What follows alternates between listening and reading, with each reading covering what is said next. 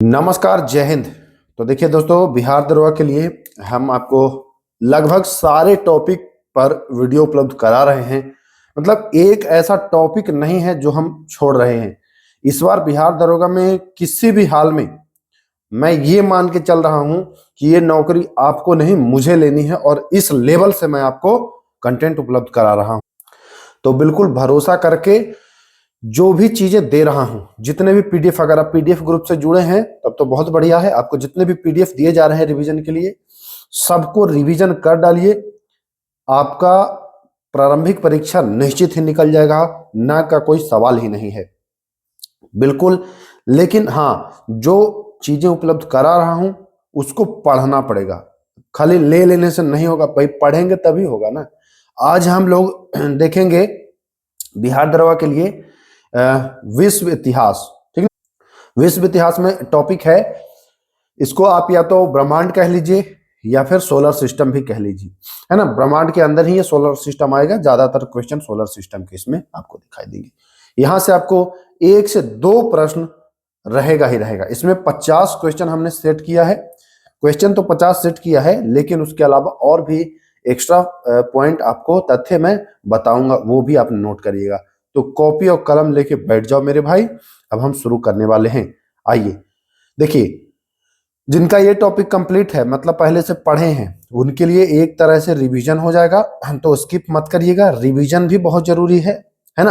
और देख लीजिए कि कितना आप सही कर पा रहे हैं। 50 प्रश्न मैं रखा हूं इसमें। मैं देखना ये चाहता हूं कि क्या इस 50 में आप 30 प्लस 35 प्लस कर पा रहे हो। अगर 30 से 35 कर रहे हो तो ठीक ठाक हो, है ना। थोड़ा बहुत और करोगे तो सही हो जाएगा, और अगर 30 भी नहीं कर रहे हो तो मामला है गड़बड़। आइए शुरू करते हैं खेला को। पहला प्रश्न, महाविस्फोटक सिद्धांत यानी बिग बैंग थ्योरी किसने दिया था। सीधा आपसे पूछेगा कि महाविस्फोटक सिद्धांत किसने दिया था, या क्वेश्चन बदल के पूछे कि बिग बैंग थ्योरी किसने दिया था। जो क्वेश्चन मैं बता रहा हूं उसी को सुनिएगा। सिद्धांत दिया था पूछ रहा है ना, दिया था। तो देने वाले जो थे वह थे जॉर्ज लेमेंतर। नाम क्या था? जॉर्ज लेमेंतर।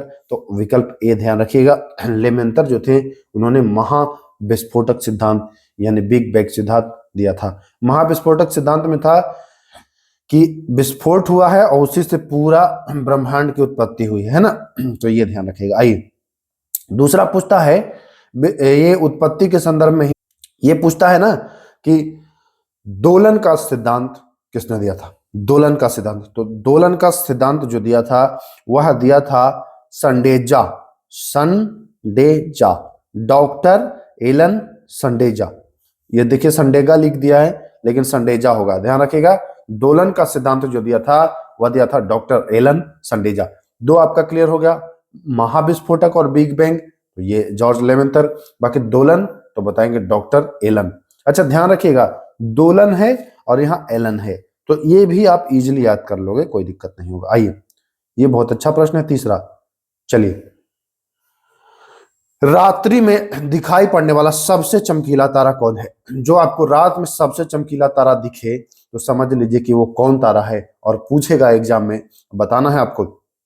तो रात्रि में दिखाई देने वाला सबसे चमकीला तारा है, उसका नाम है साइरस तारा। क्या नाम है? साइरस। तो आप कहेंगे कि साइरस तो ऑप्शन में नहीं है, तो साइरस ऑप्शन में नहीं है तो डॉग स्टार होगा। कहेंगे डॉग स्टार कहाँ है, तो डॉग स्टार को ही कुत्ता तारा कहते हैं। तो एग्जाम में बिल्कुल कुत्ता तारा लिख देता है। मैं आपको इसलिए एग्जैक्ट बताता हूं क्योंकि मैंने बहुत सारे एग्जाम फेस किया है और बहुत नजदीक से देखा है एग्जाम को, बहुत फील किया है उसको, कहां से प्रश्न कैसे ऑप्शन, इसलिए आपको इतनी बेहतरीन मैं चीजें उपलब्ध करा पाता हूं। समझ पा रहे हैं आप? तो ये फायदा होता है आपको, एक अनुभवी व्यक्ति के साथ आप अगर करते हैं, स्ट्रगल करते हैं, आप मेहनत करते हैं, तो आपको ये सब लाभ मिलता है। तो आइए, रात्रि में दिखाई पड़ने वाला सबसे चमकीला तारा जो है वो होगा कुत्ता तारा। अभी याद रखने के लिए देखिए, रात में निकलिए तो आपको कुत्ता जरूर मिल जाएगा। रात में कहीं आप बाजार निकलिए, कुत्ता मिलना ही मिलना है, तो रात में कुत्ता है ना, और ये सबसे भौंकता भी है, तो ध्यान रखिएगा, ऐसे याद कर लीजिएगा। एक प्रकाश वर्ष की लंबाई कितनी होती है? एक प्रकाश वर्ष। अच्छा, सबसे पहले तो आपसे यही पूछता है कि भैया प्रकाश वर्ष किसका मात्रक है, दूरी का कि समय का? तो यहाँ पर देखिए लंबाई पूछ रहा है, तो समझ ही गए होंगे कि अब दूरी का मात्रक है ना, समय का मात्रक नहीं है। समय का नहीं मात्रक है इसलिए क्योंकि एक प्रकाश में होता है कि एक वर्ष में प्रकाश के द्वारा तय की गई दूरी, तो लोगों को लगता है कि एक वर्ष में कह रहा है, इसका मतलब समय की बात कर रहा है। नहीं, एक वर्ष में आप कितना दूर चलते हैं, तो ये दूरी मापा गया ना, समझिएगा बात को। प्रकाश वर्ष दूरी का मात्रक है, ना कि समय का। कुछ लोगों को लगता है कि एक वर्ष में ना, तो एक वर्ष का तो समय हो गया ना। नहीं, कहने का मतलब है कि एक वर्ष में अगर आप यहां से पैदल चलना शुरू किए तो एक वर्ष में आप पहुंच गए थाईलैंड, तो थाईलैंड और भारत की दूरी निकल जाएगी। तो ये दूरी का मात्रक हुआ भैया कि एक वर्ष में आपने कितना चला। तो ये होता है। तो एक वर्ष में जो चलता है वो कहलाता है कितना, 9.46 गुणे 10 के पावर 12 किलोमीटर। लेकिन ध्यान दीजिएगा, अगर किलोमीटर ना देके ये मीटर कर दे, मीटर करेगा तो क्या होगा, किलोमीटर से मीटर में बदलेंगे तो 1 किलोमीटर बराबर कितना होता है, 1000 मीटर, यानी कि 3 जीरो एक्स्ट्रा हो जाता है।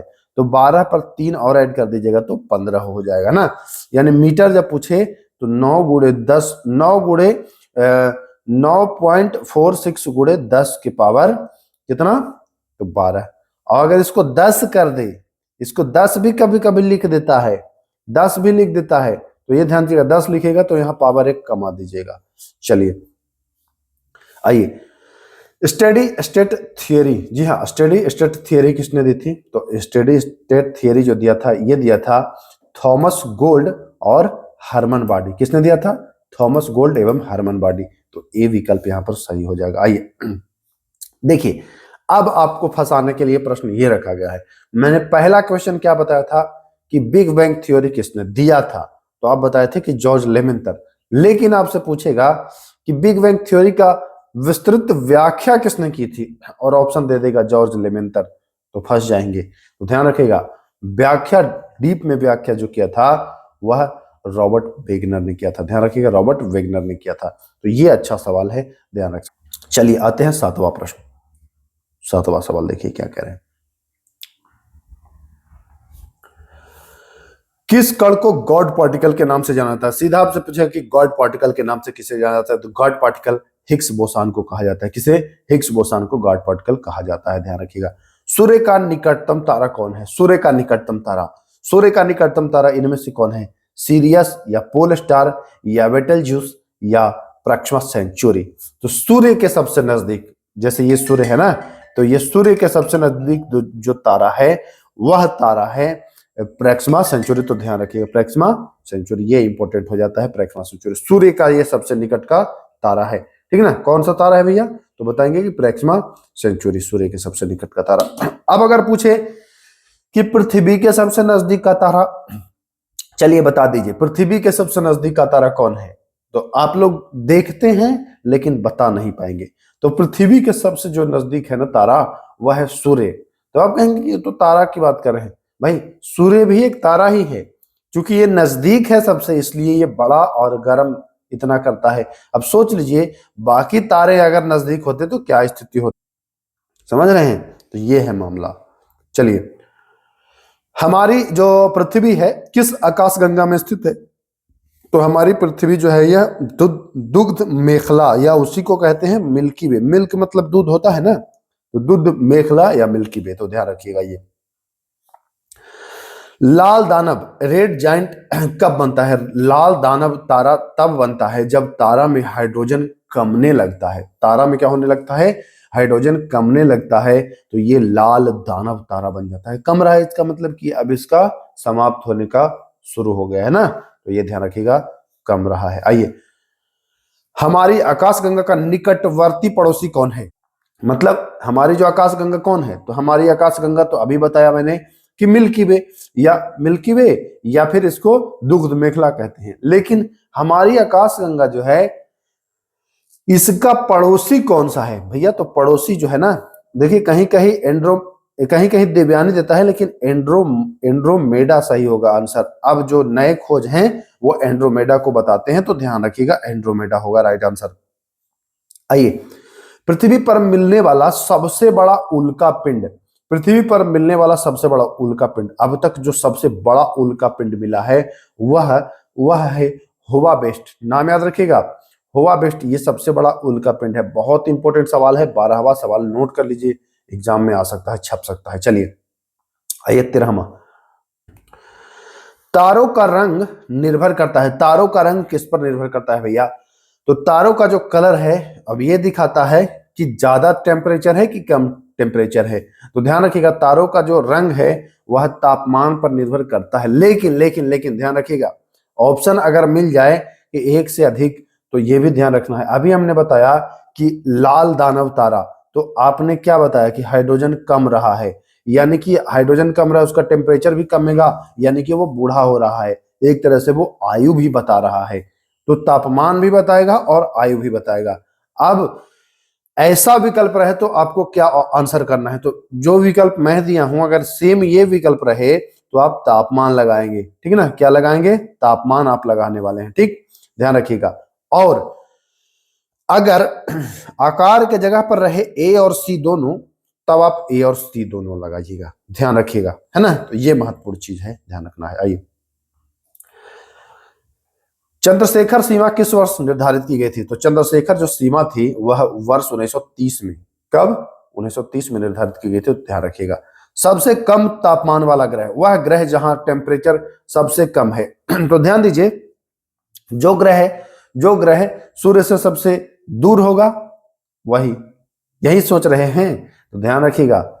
सबसे कम तापमान वाला जो है वो अरुण है, अरुण, लास्ट सेकंड, है ना? ध्यान रखिएगा, सबसे कम तापमान वाला जो ग्रह है वह ग्रह का नाम है अरुण ग्रह। तो ध्यान दीजिए, ग्रहों का जरा एक बार सीक्वेंस मैं आपको बता दूं। देखिए, ये हो जाता है सूर्य, नोट कर लीजिए, यहां से प्रश्न आपको आएगा। ये हो जाता है सूर्य, ठीक है ना? पीला सूर्य है, मैं थोड़ा सा सूर्य बना देता हूं। अब आपको समझ लेना है थोड़ा सा, तो अच्छे से याद करिएगा। सबसे जो नजदीक है वह है बुध, फिर आता है शुक्र, फिर आता है पृथ्वी, फिर आता है मंगल, ठीक ना? ये 4 ग्रह आते हैं आंतरिक ग्रह। और इसके बाद ये जो लाइन काली वाली दिख रही है, ये वाली, इसके बाद आते हैं बृहस्पति, फिर शनि, फिर अरुण और फिर वरुण। 8 हो गए ना? 8 हो गए। तो इस तरह ग्रह 8 हैं।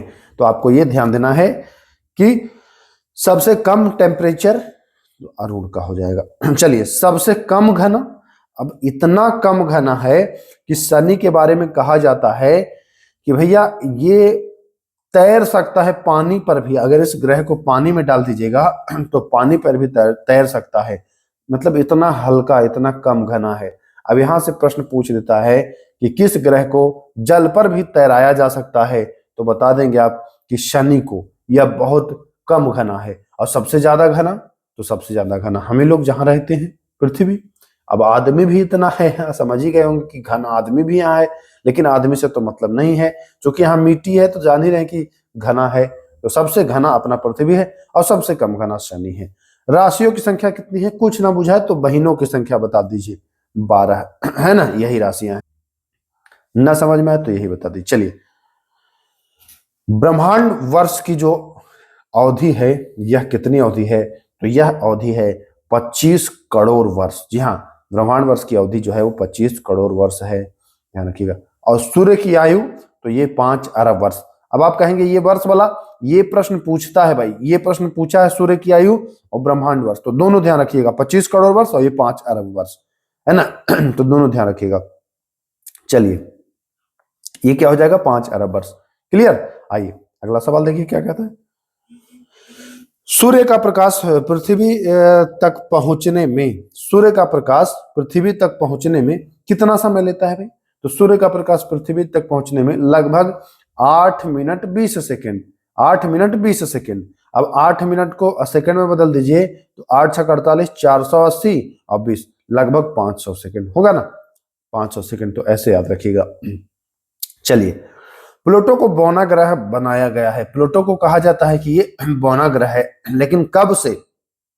बहुत अच्छा विकल्प है। तो विकल्प 2004 और 2006 में बच्चे कंफ्यूजन होते हैं, 6 याद रखिएगा, प्लूटो 2006 में, ठीक ना? तो ध्यान रखिएगा। परंपरागत ग्रहों की संख्या कितनी है? तो परंपरागत ग्रह कौन कौन है? ध्यान दीजिएगा, प्लूटो को छोड़ करके बाकी सब परंपरागत है। प्लूटो जो है बौना ग्रह में आ गया है। तो ध्यान दीजिएगा, बुध, शुक्र, पृथ्वी, मंगल, बृहस्पति, शनि, अरुण और वरुण, ये आठों जो है परंपरागत ग्रह हैं।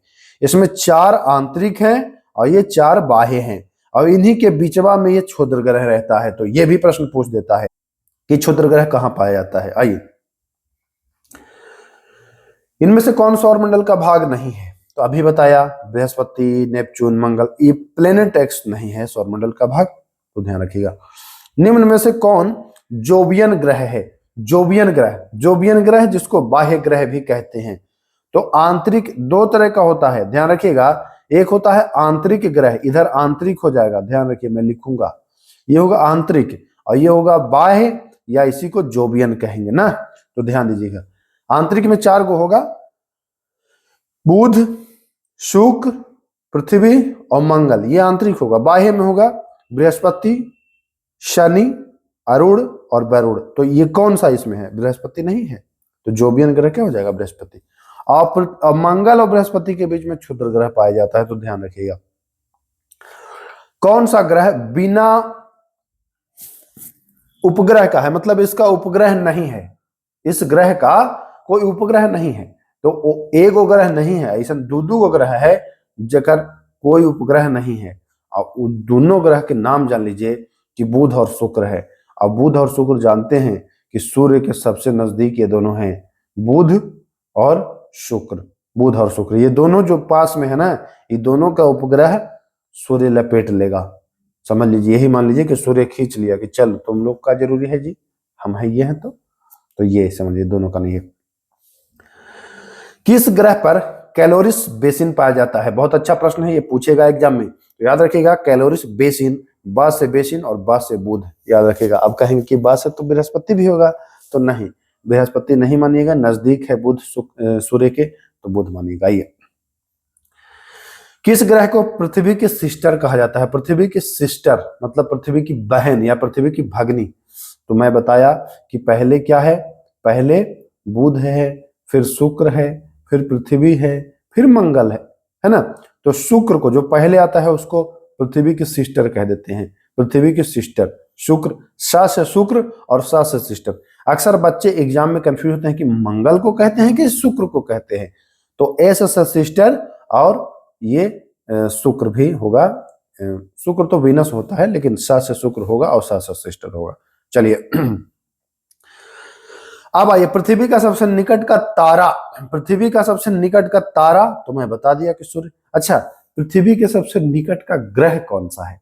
मंगल है कि पृथ्वी है? ये 2 विकल्प मैं दे रहा हूं, और इसको खोज खाज के कमेंट करिए कि पृथ्वी के सबसे निकट का ग्रह कौन है। आइए, चंद्रमा के अध्ययन को क्या कहा जाता है? तो चंद्रमा के अध्ययन को सेलेनियोलॉजी कहा जाता है, ध्यान रखिएगा। किसे फॉसिल प्लेनेट कहा जाता है या जीवाश्म उपग्रह? इसको देखिए, बस क्वेश्चन का लैंग्वेज थोड़ा सा बदलेगा तो बच्चे हिल जाते हैं।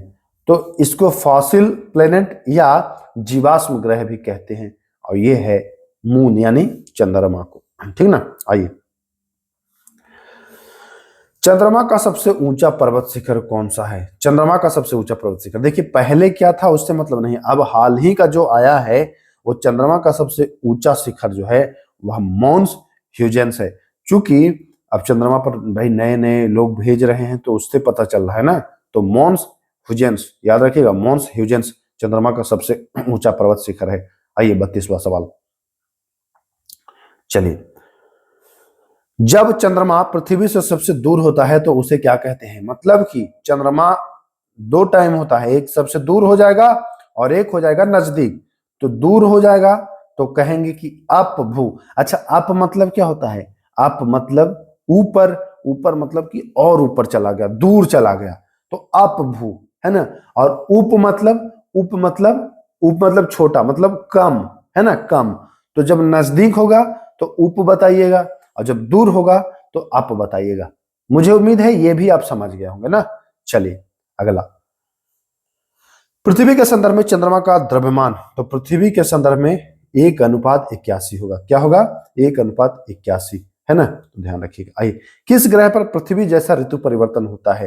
तो पृथ्वी जैसा ऋतु परिवर्तन जहां होता है वो है मंगल, शुक्र नहीं, नहीं शुक्र नहीं, क्योंकि पृथ्वी का झुकाव है लगभग 23.5 डिग्री, है ना, और मंगल का झुकाव भी लगभग 25 डिग्री के आसपास है, तो यही ऋतु परिवर्तन बराबर होता है। आइए, मंगल के 2 उपग्रह हैं, डिमोस और फोबोस, है ना, तो दोनों याद रखिएगा। चलिए, सौर मंडल का सबसे बड़ा ज्वालामुखी, सौर मंडल का सबसे बड़ा ज्वालामुखी, यह ज्वालामुखी है ओलंपस मॉन्स, ध्यान रखिएगा, ओलंपस मॉन्स। अच्छा, और ये कहां है, ये कहां है बताइए? तो यहां पर आप आसान से समझ जाएंगे, मॉन्स और मंगल, है ना, मॉन्स मार्स मंगल ऐसे, या मॉन्स मंगल याद रखिएगा, तो ध्यान रखिएगा, तो ये हो जाएगा मंगल। एक प्रश्न मैं पूछा था कि पृथ्वी के सबसे नजदीक का ग्रह, तो आपने नहीं बताया है, और याद रखिएगा शुक्र होगा। किस ग्रह के सबसे ज्यादा उपग्रह हैं? सबसे ज्यादा उपग्रह किसके हैं? तो देखिए, मंगल और बृहस्पति में टक्कर चलते रहता है, लेकिन वर्तमान में खोजों के अनुसार शनि नंबर 1 हो गया है, शनि नंबर 1 हो गया, तो ध्यान रखिएगा शनि हो जाएगा राइट आंसर। आइए, 38वां प्रश्न, सही सुमेलित करना है, कर देंगे, कर देंगे सही सुमेलित। देखिए, लाल ग्रह मंगल को लाल, ठीक, पीला ग्रह बृहस्पति को पीला, तो हो ही तो गया, ए में सी, 2 में डी, नीला ग्रह अपना पृथ्वी है और हरा ग्रह अरुण है, तो हो तो गया। अच्छा, इसका तो दिया ही नहीं है मिलान कराने वाला। चलिए, इतना ध्यान रखिएगा, ए में लाल मंगल है, पीला बृहस्पति है ना, ए में सी, बी में डी, 3 में ए और 4 में नीला, सॉरी 3 में बी और 4 में ए, तो ध्यान रखिएगा। चलें आगे, आ जाइए आगे। टाइटन, जी हाँ, टाइटन किसका उपग्रह है? टाइटन, तो टाइटन, टाइटन और यहाँ शनि, टाइटन और शनि, ध्यान रखिएगा, टाइटन और शनि, शनि का ही उपग्रह है टाइटन, और टाइटन भी बड़ा उपग्रह में आता है, ध्यान रखिएगा। अच्छा, सबसे बड़ा उपग्रह कौन है? तो सबसे बड़ा उपग्रह जो है पृथ्वी का जो सॉरी बृहस्पति का जो उपग्रह है उसका नाम है गैनीमेड। यह इतना बड़ा है, इतना बड़ा है कि बुध जो ग्रह है उससे भी ज्यादा बड़ा है। तो सबसे बड़ा ग्रह कौन है और सबसे छोटा ग्रह कौन है? सबसे छोटा ग्रह बुध है, आप जानते होंगे। सबसे बड़ा ग्रह बृहस्पति हो जाएगा, और बृहस्पति ग्रह का उपग्रह सबसे बड़ा है, तो ये ध्यान रखिएगा। कभी पूछे सबसे बड़ा ग्रह तो बताएंगे बृहस्पति, सबसे छोटा बुध, है ना। तो इतनी बातें ध्यान रखना है, छोटा बुध, बड़ा बृहस्पति, और उपग्रह इसका गैनीमेड जो सबसे बड़ा है। इसीलिए मैं कहा था कि जो पॉइंट बताऊंगा उसको भी नोट करिएगा। क्षुद्र ग्रह कहाँ पाया जाता है? तो मैं बता दिया ना कि बुध, शुक्र, पृथ्वी, मंगल, और फिर बीच में क्षुद्र ग्रह है ना, और फिर आता है यहाँ बृहस्पति, शनि, अरुण और वरुण। तो ध्यान रखिएगा, मंगल और बृहस्पति के बीच में कहाँ गया मंगल? सी ऑप्शन सही हो जाएगा। सबसे बड़ा क्षुद्र ग्रह, देखिए ये भी प्रश्न अब बढ़िया प्रश्न है। पहले क्या था आंसर, उससे मतलब नहीं रखते हैं हम, अब क्या है आंसर उससे मतलब रखिए। तो सबसे बड़ा जो क्षुद्र ग्रह है उसका नाम है सेरेस, जी हाँ, सेरेस सबसे बड़ा क्षुद्र ग्रह है। आइए अगला प्रश्न, उपसौर, उपसौर किस तिथि को मनाया जाता है? उपसौर, अच्छा उप और अप मैं बता दिया हूं आपको, मैं आपको बता दिया हूं कि उपसौर और अपसौर क्या होता है। तो देखिए, उप में यहां पर आपको ध्यान दीजिएगा कि उपसौर होता है, यह 3 जनवरी को होता है, 3 जनवरी को होता है। ये कैसे याद रखेगा कि भैया उपसौर का मतलब 3 जनवरी को क्या रहता है? तो बताएंगे कि 3 जनवरी को तो ठंडी का मौसम रहता है। तो उपसौर में, अच्छा ये बताइए, उपसौर में ज्यादा दूरी होगी कि उपसौर में कम दूरी होगी? और उपसौर है क्या, थोड़ा सा इस पर आपको अच्छे से जानकारी दे रहा हूं। तो अगर चंद्रमा वाला मैं आपको बताया था तो वो आपको याद होगा कि उप मतलब छोटा और अप मतलब बड़ा, तो यहां भी वही काम करेगा, ध्यान दीजिएगा। वहां चंद्रमा का था। उपसौर होता है क्या कि मान के चलिए कि ये है पृथ्वी, ये है क्या पृथ्वी, और ये है सूर्य, ये है सूर्य, ठीक ना। तो इन दोनों के बीच कब घूमते घूमते ऐसा होता है ना कि एक दिन सबसे ज्यादा दूरी पॉइंट पर पहुंच जाते हैं। तो जब ज्यादा दूरी पर पहुंच जाएं तो होगा अप मतलब मैं बताया था कि ऊपर, यानी ऊपर मतलब और दूर, तो वो अप सौर होगा। सूर्य और पृथ्वी के बीच सब जब ज्यादा दूरी होगा तो वो अप सौर होगा। लेकिन यहां पूछ रहा है उप सौर, उप मतलब छोटा यानी कम दूरी। तो जब कम दूरी होगा तो वो होगा, जब मान के चले कि जब यहाँ आया तो ये कम दूरी होगा, ये तो ये होगा कम दूरी जिस दिन होगा वो होगा उप सौर। तो उप सौर होता है 3 जनवरी को और अप सौर होता है 4 जुलाई को। अब याद कैसे रखना है, तो देखिए उप सौर जैसे ही आप देखेंगे तो यहाँ पर अकेले आपको 3 लिखल मिलेगा, ये उप है ना तो ये 3 मिल रहा है, ठीक। तो ये 3 जनवरी का लीजिएगा बस। अप सौर ज्यादा दूरी है तो ये 4 जुलाई होगा। ध्यान रखिएगा। इक्विनास या विषुव कहते हैं इसको, इक्विनास या विषुव, तो ये 2 दिन होता है, ये 21 मार्च और 23 सितंबर। जी हाँ, ये दोनों दिन जब बराबर होता है दिन और रात तो इसको कहते हैं इक्विनास, है ना। ये दोनों दिन बराबर होता है, सितंबर 23 और मार्च 21, तो ये दोनों ध्यान रखिएगा। चलिए आइए अगला सवाल। सूर्य ग्रहण कब लगता है? ध्यान दीजिएगा, जरा सा समझिएगा यहाँ पर सूर्य ग्रहण क्यों लगता है। यहाँ पर मैं बना दूं, आपको पता है कि सूर्य जो है वो स्थिर है ना, तो ये सूर्य होगा। इस कॉन्सेप्ट को समझ गए तो जीवन भर नहीं भूलेंगे। ये सूर्य है, सूर्य स्थिर रहता है। अब यहां पर आएगा ये आएगा, एक मिनट फिर से इसको करता हूं, ये आएगा और ये आएगा, ये एक मून हो जाएगा यानी कि चंद्रमा, और ये हो जाएगा अर्थ। ध्यान दीजिएगा, तो आप जानते हैं कि चंद्रमा का प्रकाश नहीं है अपना।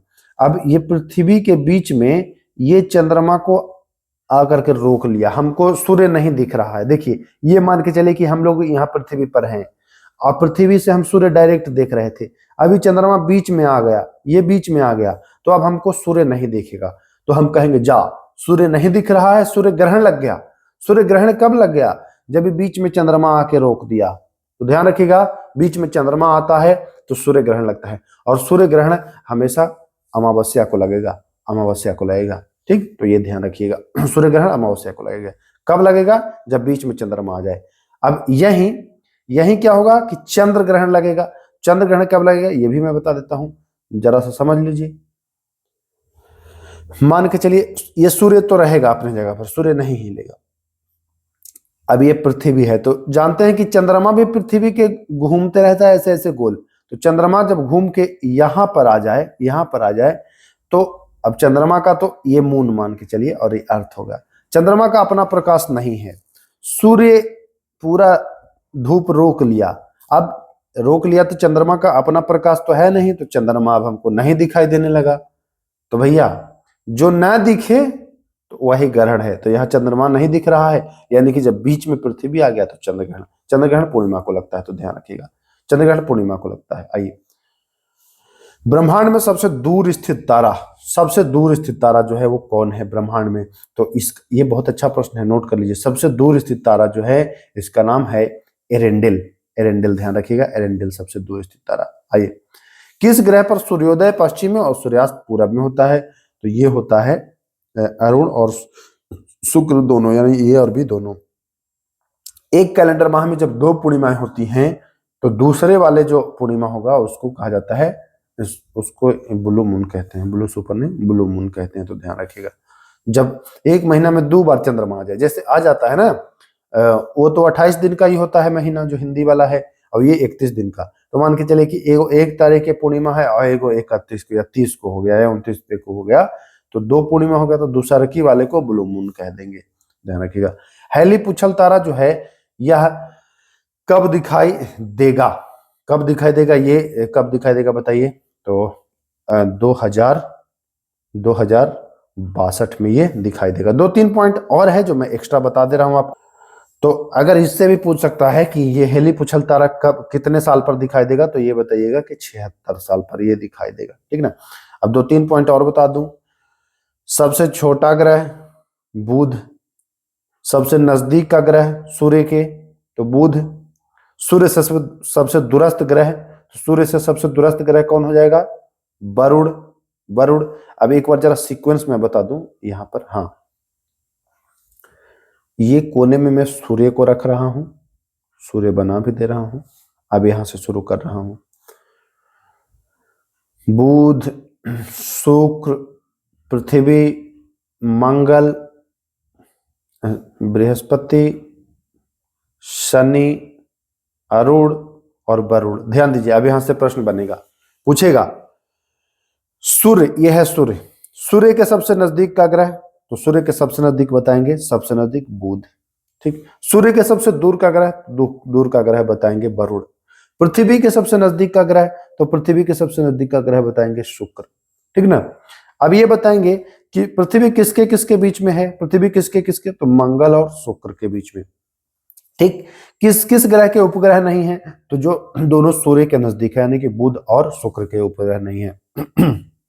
तो ऐसे आपसे प्रश्न पूछ सकता है ना। बाकी क्षुद्र ग्रह वाला हम आपको बता दिए हैं। बाकी और कुछ क्वेश्चन होंगे तो वो मैं सेट के माध्यम से और कराता रहूंगा। बाकी जो महत्वपूर्ण थे उसको मैंने इस वीडियो में करा दिया। हमारा टारगेट आधा घंटा का था, आधा घंटा में हमने आपको कंप्लीट करा दिया। तो चलिए फिर मिलेंगे, तब तक के लिए नमस्कार। हाँ, एक चीज और, रुकिए रुकिए रुकिए, अगर मेरे सारे क्लास का पीडीएफ लेना चाहते हैं और रिवीजन करना चाहते हैं तो डिस्क्रिप्शन में जो टेलीग्राम का लिंक है वहां से टेलीग्राम ज्वाइन करिए, और वहां आपको बता दिया गया है कि कैसे आपको मिलेगा पीडीएफ। ठीक ना, तो जाकर के चेक जरूर करिए। फिर मिलते हैं, तब तक के लिए नमस्कार।